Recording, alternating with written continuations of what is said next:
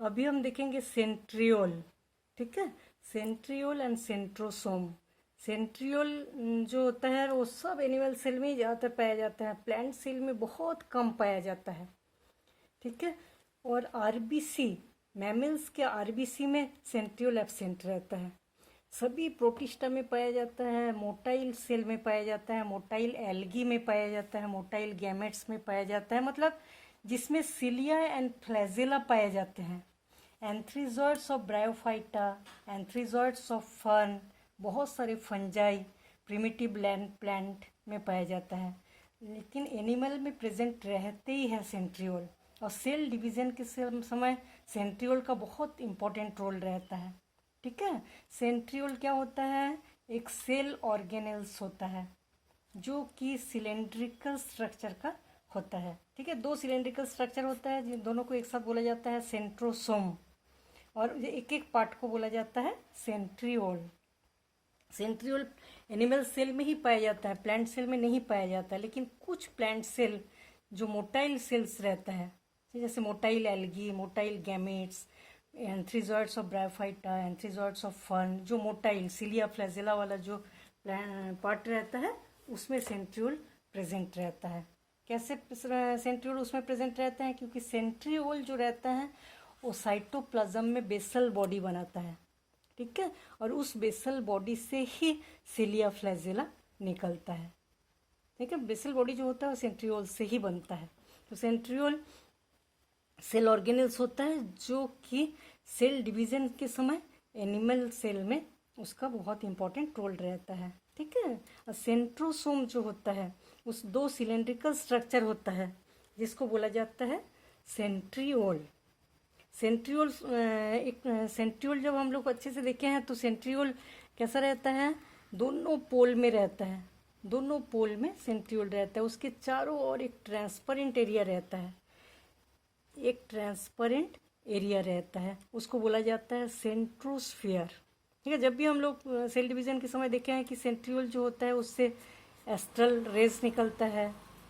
ठीक है, और उस एस्ट्रल रेज निकलते हैं थोड़ी दूरी में, बीच में एक ट्रांसपेरेंट एरिया रहता है जिसको बोला जाता है सेंट्रोस्फियर। ठीक है, सेंट्रियोल इलेक्ट्रॉन माइक्रोस्कोप में जब हम सेंट्रियोल को बहुत अच्छे से देखेंगे तब हम देखते हैं कि सेंट्रियोल जो होता है वो माइक्रोट्यूब्यूलर स्ट्रक्चर होता है। इस टाइप से माइक्रोट्यूब्यूल, माइक्रोट्यूब्यूल मतलब पतले पतले लंबे लंबे फाइबर जैसा फिलामेंटस स्ट्रक्चर, और इसमें किनारे किनारे 9 ट्यूबुलर स्ट्रक्चर पाए जाते हैं, 9 स्ट्रक्चर फाइब्रिल जैसा स्ट्रक्चर पाया जाता है। और ये जो ट्यूबुलर स्ट्रक्चर होता है इसको बोला जाता है ट्रिपलेट टाइप। ट्रिपलेट मतलब ट्राइएंगल टाइप ट्यूबुलर स्ट्रक्चर से घिरा रहता है 9, और 9 रेडियल स्पोक पाया जाता है जो कि बीच में जुड़ा हुआ रहता है। ठीक है, और हर के साथ ऐसे ट्यूब्यूलिन प्रोटीन का बना हुआ माइक्रोफाइब्रिल्स, माइक्रोट्यूब्यूल्स जुड़ा रहता है। देख के ऐसा लगता है कि बैलगाड़ी का जो चक्का रहता है, जो चक्का जब चलता है, इस टाइप का स्ट्रक्चर इसमें दिखाई देता है।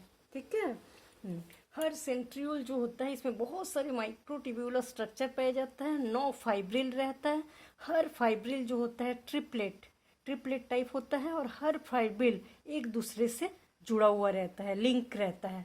ठीक है, और चारों तरफ 9 रेडियल स्पोक रहता है जो बीच में जुड़ा हुआ रहता है। 9 रेडियल स्पोक बीच में जुड़ा रहता है जिसको बोला जाता है हब।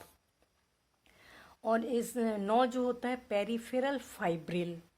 हर सेंट्रियोल 2 पेरिफेरल पेरीसेंट्रियोल स्ट्रक्चर से घिरा हुआ रहता है। ठीक है, इसको बोला जाता है क्राउन्स और मैस्यूल्स और सैटेलाइट्स। ये सेंट्रियोल है, सेंट्रियोल के ऊपर एक स्ट्रक्चर रहता है। ठीक है, जिसको बोला जाता है पेरीसेंट्रियोला स्ट्रक्चर, क्राउन, मैस्यूल, सैटेलाइट बोलते हैं। ठीक है, और सेंट्रियोल से क्या बनता है? Basal body. बेसल बॉडी से सिलिया एंड फ्लैजेला बनता है, स्पिंडल फाइबर्स बनता है, एस्ट्रल रेज बनता है। और स्पिंडल फाइबर्स, एस्ट्रल रे सब जानते हैं हम लोग कि सेल डिवीजन के समय इसका बहुत इंपॉर्टेंट रोल रहता है। ठीक है, अब हम देखेंगे न्यूक्लियस। न्यूक्लियस बहुत ही इंपॉर्टेंट सेल ऑर्गेनेल्स होता है। सबसे पहले इसको कौन देखे थे? रॉबर्ट ब्राउन 1831 में। बाद में न्यूक्लियस को सबसे पहले न्यूक्लियस को कौन देखे थे? रॉबर्ट ब्राउन, हम लोग जानते हैं सेल के अंदर न्यूक्लियस रहता है और बहुत सारे सेल ऑर्गेनेल्स रहता है, ठीक है। और प्रोकैरियोटिक में जो न्यूक्लियस रहता है उसको बोला जाता है न्यूक्लियोइड। उसमें न्यूक्लियर मेम्ब्रेन क्लियर नहीं रहता, न्यूक्लियोलस एब्सेंट रहते हैं, और न्यूक्लियर मेम्ब्रेन नहीं रहता तो नेकेड डीएनए पाया जाता है, ठीक है। इस टाइप के जो न्यूक्लियस होता है उसको बोला जाता है न्यूक्लियोइड, जो कि प्रोकैरियोटिक का मेन कैरेक्टर होता है, ठीक है। यूकैरियोटिक में जो न्यूक्लियस पाया जाता है उसके चारों ओर न्यूक्लियर मेम्ब्रेन पाया जाता है, ठीक है। न्यूक्लियर को बेसिक डाई से स्टेन किया गया था, ठीक है। बेसिक डाई से स्टेन करने के बाद ऐसा देखा गया कि न्यूक्लियस के अंदर बहुत सारे थ्रेड लाइक स्ट्रक्चर पाया जाता है।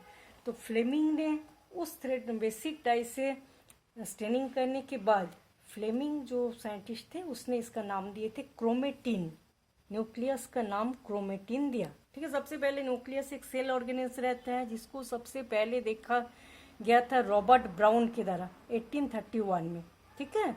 उसके बाद फ्लेमिंग ने न्यूक्लियस को स्टेन किए थे, बेसिक डाई से स्टेन किए थे। स्टेन करने के बाद उनको देखा कि बहुत सारे थ्रेड लाइक स्ट्रक्चर न्यूक्लियस में पाया जाता है, तो उसका नाम दे दिया क्रोमेटिन। इंटरफेस न्यूक्लियस जो होता है, इंटरफेस न्यूक्लियस मतलब जब सेल डिवीजन चलता है तो दो सेल डिवीजन के बीच का जो रेस्टिंग पीरियड रहता है, जिस समय इंटरफेस न्यूक्लियस रेस्टिंग पीरियड बोला जाता है, लेकिन इंटरफेस का जो समय होता है उसमें तैयारी चलता है सेल डिवीजन होने के लिए पूरी तैयारी इंटरफेस न्यूक्लियस में होता है। तो उस समय ऐसा देखा गया है कि न्यूक्लियस के अंदर बहुत फैला हुआ न्यूक्लियो प्रोटीन का फाइबर्स पाया जाता है। सबसे ज़्यादा फैला हुआ न्यूक्लियो प्रोटीन का फाइबर्स इंटरफेस स्टेज में पाया जाता है, ठीक है। वो होता है क्रोमेटिन। और न्यूक्लियस के अंदर जो मैट्रिक्स पाया जाता है, मैट्रिक्स मतलब पूरे लिक्विड जो रहता है उसमें छोटे छोटे स्पेरिकल स्ट्रक्चर पाया जाता है, जिसको बोला जाता है न्यूक्लियोलस, ठीक है। मतलब मेन न्यूक्लियस के अंदर के जो कैरेक्टर होता है पतला थ्रेड लाइक स्ट्रक्चर क्रोमेटिन, और बहुत सारे छोटे छोटे स्पेरिकल स्ट्रक्चर न्यूक्लियोलस पाया जाता है, ठीक है। इसमें और न्यूक्लियस जो होता है 2 लेयर का होता है, 2 लेयर, ठीक है। क्योंकि हम लोग जानते हैं कि सेल ऑर्गेनेल्स जो होता है सब मेम्ब्रेन पाया जाता है, membrane bound cell organelles eukaryotic का मेन कैरेक्टर होता है। तो न्यूक्लियस में भी 2 मेम्ब्रेन पाया जाता है, outer membrane and inner membrane. दोनों मेम्ब्रेन के बीच में मैट्रिक्स भरा हुआ रहता है, ठीक है। इसको बोला जाता है perinuclear membrane, perinuclear membrane. बाहर का मेम्ब्रेन जो होता है उसमें पोर रहता है, बहुत सारे छोटे छोटे पोर रहता है। दोनों मेम्ब्रेन आउटर एंड इनर दोनों मेम्ब्रेन आपस में फ्यूज होके बहुत सारा पोर बनाता है, ठीक है। पोर से क्या होता है, न्यूक्लियस के अंदर के जो लिक्विड है उसको बोलेंगे न्यूक्लियोप्लाज्म। और न्यूक्लियस रहता है सेल के अंदर, सेल में क्या पाया जाता है, सेल का जो लिक्विड रहता है न्यूक्लियस के अलावा उसको बोलेंगे साइटोप्लाज्म, ठीक है। तो ये जो पोर रहता है न्यूक्लियस के मेम्ब्रेन में, इस पोर से न्यूक्लियस के अंदर की कुछ चीज़ें साइटोप्लाज्म में आ सकता है, साइटोप्लाज्म से कुछ मटेरियल बाहर न्यूक्लियस के अंदर जा सकते हैं, ठीक है। मतलब इस पोर से अंदर से बाहर, बाहर से अंदर कई चीज़ों का आदान प्रदान चलता रहता है, ठीक है। जैसे आरएनए, बहुत सारे मटेरियल्स का आदान प्रदान चलता रहता है। जैसे प्रोटीन सिंथेसिस में इसका बहुत बड़ा रोल रहता है, ठीक है, क्योंकि राइबोसोम्स, मैसेंजर आरएनए, इस सब का अंदर से बाहर, बाहर से अंदर होता रहता है, ठीक है। और एंडोप्लाज्मिक रेटिकुलम जो होता है, न्यूक्लियस के बाहर भी एंडोप्लाज्मिक रेटिकुलम पाया जाता है, thread like structure. Endoplasmic reticulum से न्यूक्लियस जुड़ा हुआ रहता है, न्यूक्लियस का मेम्ब्रेन, ठीक है। न्यूक्लियस का जो आउटर मेम्ब्रेन होता है वो एंडोप्लाज्मिक रेटिकुलम से जुड़ा हुआ रहता है। ज़्यादातर एक ही न्यूक्लियस पाया जाता है। न्यूक्लियस को सबसे पहले रॉबर्ट ब्राउन ने डिस्कवर किए थे ऑर्किड सेल से। बहुत इंपॉर्टेंट पार्ट होता है न्यूक्लियस, क्योंकि न्यूक्लियस के अंदर थ्रेड लाइक स्ट्रक्चर क्रोमेटिन पाया जाता है, हम लोग जानते हैं, और उस क्रोमेटिन में डीएनए रहता है। तो पूरे सेल ऑर्गेनेल्स को कंट्रोल करता है, सेल के अंदर के जितने मटेरियल रहते हैं उसको डायरेक्ट भी करता है, इसलिए director of the cell, controlling cell organelles, से दोनों चीज़ें बोला जाता है न्यूक्लियस को, ठीक है। हम लोग जानते हैं प्रोकैरियोटिक में न्यूक्लियोइड पाया जाता है, ट्रू न्यूक्लियस नहीं पाया जाता। और यूकैरियोटिक के न्यूक्लियस भी मतलब ज़्यादातर यूकैरियोटिक में सिंगल न्यूक्लियस पाया जाता है, लेकिन कुछ सेल में अलग अलग एक से ज़्यादा न्यूक्लियस भी पाया जाता है। कुछ में न्यूक्लियस एब्सेंट रहता है, उसको बोलेंगे एन्यूक्लिएट, विदाउट न्यूक्लियस, जैसे मैमेलियन आरबीसी, फ्लोएम का सिप ट्यूब। फ्लोएम के सिप ट्यूब्स में पहले न्यूक्लियस पाया जाता है, जैसे ही मैच्योर हो जाता है सिप ट्यूब उसमें न्यूक्लियस एब्सेंट हो जाता है। मैमेलियन आरबीसी में भी न्यूक्लियस नहीं पाया जाता। एक न्यूक्लियस, ज़्यादातर यूकेरियोटिक सेल में एक न्यूक्लियस पाया जाता है। बेसिडियोमाइसिटिस, पैरामीशियम, इसमें देखा गया है कि 2 न्यूक्लियस पाया जाता है, इसको बोलेंगे बाई न्यूक्लिएट। बहुत सारे न्यूक्लियस भी पाया जाता है। फाइकोमाइसिटिस जैसे म्यूकर, राइजोपस, रेड एल्गी, ठीक है, ऐसे बहुत सारे लोअर प्लांट्स रहता है जिसमें मल्टी न्यूक्लिएट होता है, जैसे फाइकोमाइसिटिस के मेंबर, राइजोपस, रेड एल्गी, ये सब में बहुत सारे न्यूक्लियस पाया जाता है, ठीक है।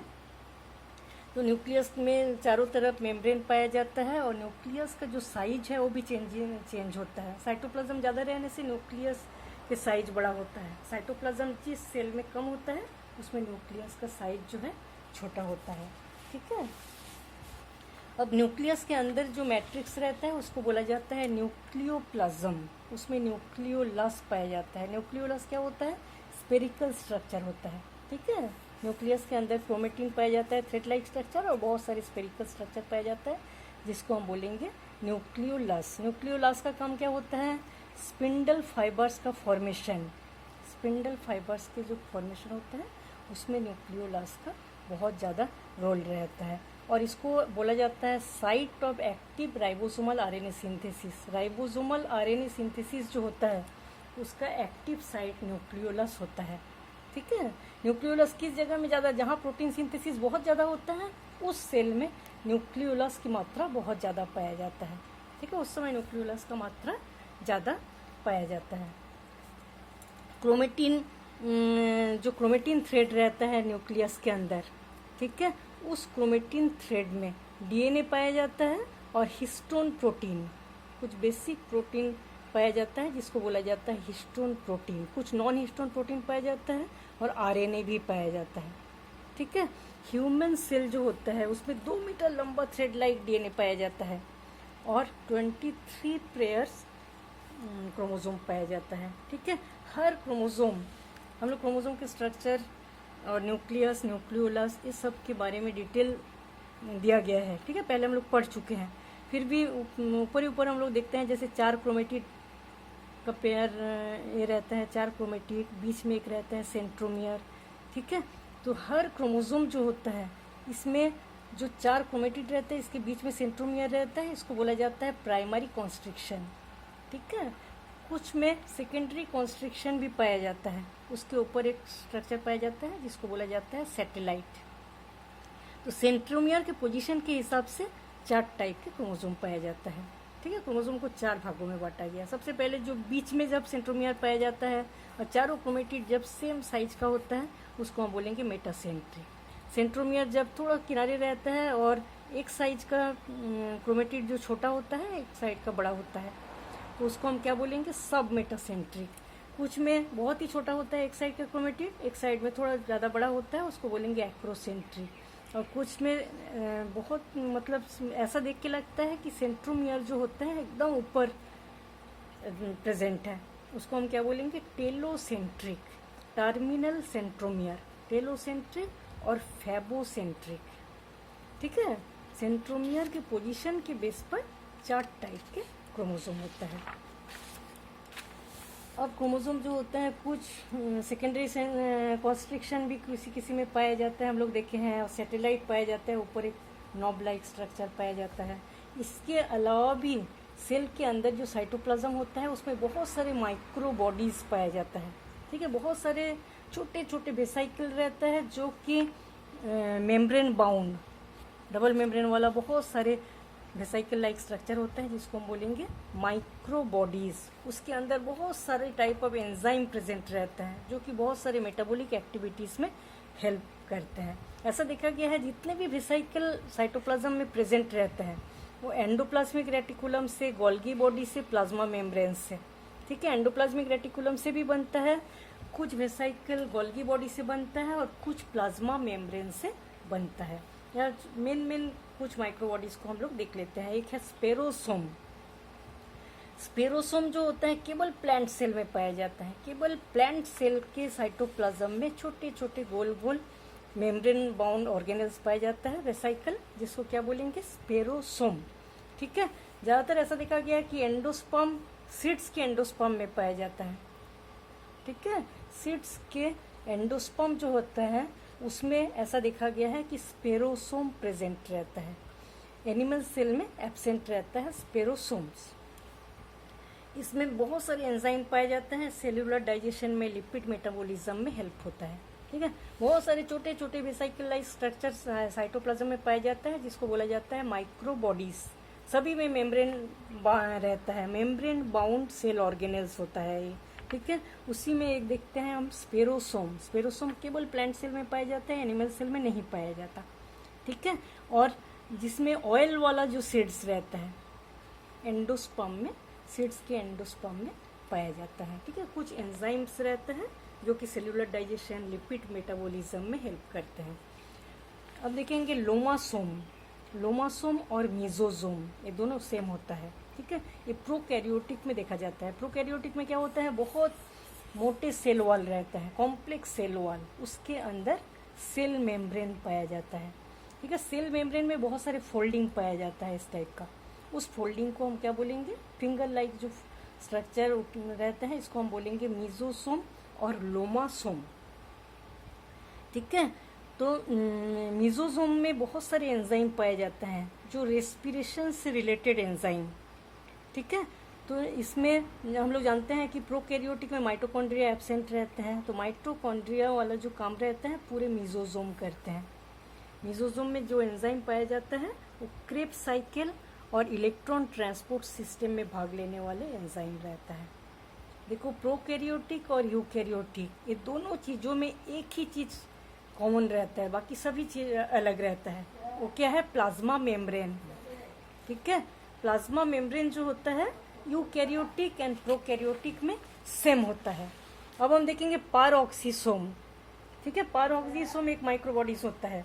ज़्यादातर सभी फोटोसिंथेटिक सेल, प्लांट्स में जो फोटोसिंथेटिक सेल पाया जाता है उसमें पाया जाता है वेसिकल लाइक स्ट्रक्चर, जिसको बोलेंगे peroxisome. Kidney and liver cell of vertebrates, animal के किडनी एंड लीवर सेल में पारऑक्सीसोम पाया जाता है। और प्लांट्स में किस जगह में पाया जाता है, फोटोसिंथेटिक सेल में। ठीक है, प्लांट्स में फोटोसिंथेटिक सेल में और एनिमल के किडनी एंड लीवर सेल में पारऑक्सीसोम पाया जाता है। ठीक है, ये भी मेम्ब्रेनस राउंड छोटे से वेसिकल रहता है और इसके अंदर जो लिक्विड रहता है इसमें बहुत सारे एंजाइम प्रेजेंट रहते हैं, जैसे कैटालेज, पायरोक्सीडेज, यूरिएज, ऑक्सीडेज, ये सब मेन बहुत सारी इंपॉर्टेंट एंजाइम प्रेजेंट रहता है। तो इसका मेन काम होता है metabolism of hydrogen peroxide, metabolism of hydrogen peroxide, और लिपिड के मेटाबॉलिज्म में भी भाग लेते हैं। ठीक है, फोटोसिंथेसिस में भी भाग लेते हैं पारऑक्सीसोम। हम लोग देखे हैं फोटो रेस्पिरेशन जो होता है वो पारऑक्सीसोम में भी होता है। तो पारऑक्सीसोम में कैटालेज, पायरोक्सीडेज, यूरिएज, ऑक्सीडेज, सब बहुत सारे इंपॉर्टेंट एंजाइम पाया जाता है जो कि हाइड्रोजन पेरोक्साइड के मेटाबॉलिज्म में और बहुत सारे फैट, लिपिड के मेटाबॉलिज्म में भाग लेते हैं। ठीक है, अब और एक देखते हैं हम ग्लाइऑक्सिसोम। ग्लाइऑक्सिसोम जो होता है उस जगह में पाया जाता है जैसे लिपिड्स को स्टोर करके रखते हैं, फूड मटेरियल स्टोर करके रखते हैं, लिपिड स्टोर करके रखते हैं, उस टाइप की जगह में ग्लाइऑक्सिसोम वेसिकल बहुत सारा पाया जाता है उस टाइप के सेल में। ठीक है, एंडोस्पर्म, जैसे एंडोस्पर्म में पाया जाता है सीड्स, एंजियोस्पर्म के जो सीड्स रहता है उसके एंडोस्पर्म में ग्लाइऑक्सिसोम वेसिकल पाया जाता है। तो लिपिड्स जो होता है कार्बोहाइड्रेट, लिपिड्स कलेक्ट करके रखते हैं और लिपिड्स को कार्बोहाइड्रेट में चेंज करते हैं। किस समय, जब सीड जर्मिनेशन होता है। सीड का जब जर्मिनेशन होता है जो लिपिड कलेक्ट रहता है वो कार्बोहाइड्रेट में चेंज किया जाता है, उसको बोला जाता है ग्लाइऑक्सिलेट साइकिल। ठीक है, ग्लाइऑक्सिलेट साइकिल में लिपिड्स कार्बोहाइड्रेट में चेंज हो जाता है और लिपिड्स जमा रहता है, स्टोर रहता है, उस जगह में ग्लाइऑक्सिसोम पाया जाता है। ग्लाइऑक्सिसोम भी ऐसे छोटे वेसिकल लाइक स्ट्रक्चर होता है जो कि चारों ओर से एक सिंगल यूनिट मेम्ब्रेन से कवर रहता है। इसका जो मैट्रिक्स रहता है इसमें बहुत इंपॉर्टेंट कुछ एंजाइम प्रेजेंट रहता है, ठीक है। आइसोसाइट्रेट, मैलेट सिंथेटेज और कुछ और इम्पोर्टेंट एंजाइम प्रेजेंट रहते हैं जो कि ग्लाइऑक्सिलेट साइकिल में भाग लेते हैं, ठीक है। इस टाइप से बहुत सारे इंपॉर्टेंट माइक्रोबॉडीज पाए जाते हैं। छोटे छोटे वेसिकल साइटोप्लाज्म में बहुत सारा पाया जाता है। यूनिट मेम्ब्रेन रहता है जिसको बोलेंगे माइक्रोबॉडीज, ठीक है। इसमें लाइसोसोम भी आता है। तो इस माइक्रोबॉडीज बहुत ही इंपॉर्टेंट रहते हैं क्योंकि जो फिजियोलॉजिकल एक्टिविटीज़ चलता है उस फिजियोलॉजिकल एक्टिविटीज़ में जो इम्पोर्टेंट एंजाइम भाग लेते हैं वो एंजाइम कलेक्ट करने का काम भी करते हैं। बहुत सारे माइक्रोबॉडीज फूड मटेरियल स्टोर करके रखते हैं, जैसे लिपिड, फैट, कार्बोहाइड्रेट, ठीक है। इस टाइप से सेल जो है वो कंप्लीट हो जाता है।